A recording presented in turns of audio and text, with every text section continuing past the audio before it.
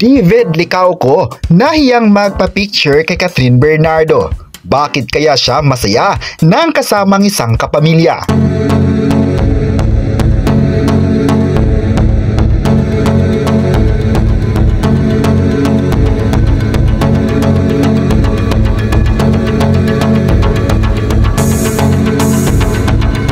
Certified fanboy din ang kapuso Hank at pambansang ginoo na si David Licauco at isa sa mga hinahangaan niya ng bonggang-bongga ay si Kathryn Bernardo.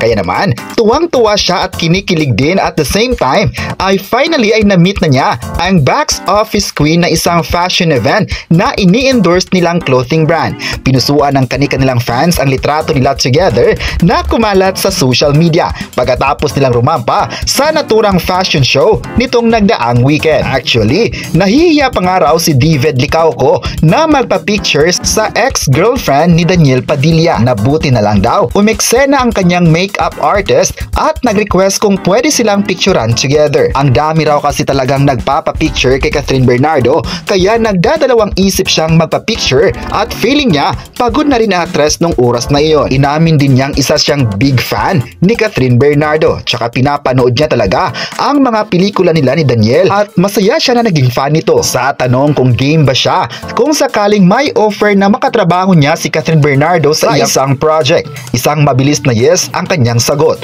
Ayon pa nito, anything naman na trabaho, gagawin daw ito ng kapuso actor. In fairness naman, mula nang mag-viral ang photo ni David at Kathryn Bernardo ay marami nang nabasa na sana'y magkatrabaho rin ang dalawa very soon. Sabi pa ng isang netizen, ang lakas raw ng chemistry nito at pwede sila maging isang love team. Sobrang lakas raw makahatak ng madlang people.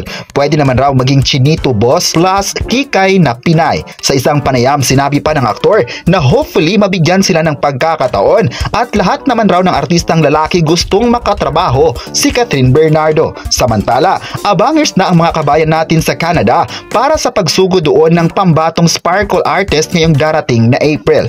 Kabilang sa mga magpapasaya at magpapagood vibes sa Sparkle Goes to Canada ay sina Julian San Jose, Rever Cruz, Bianca Umali, Roro Madrid, Barbie Forteza at David Licauco. Ito'y mula sa direksyon ni Johnny Manahan at presented ng Sparkle Jimmy Artist Center together with Jimmy Pinoy TV. Dahil nga dito ay marami na naghahangad na sana'y magkakatrabaho ang dalawa sa isang proyekto. Hindi raw imposible ito ngayon dahil nagkakaroon na ng collaboration ang dalawang media giants sa ngayon ng ABS-CBN at GMA Network.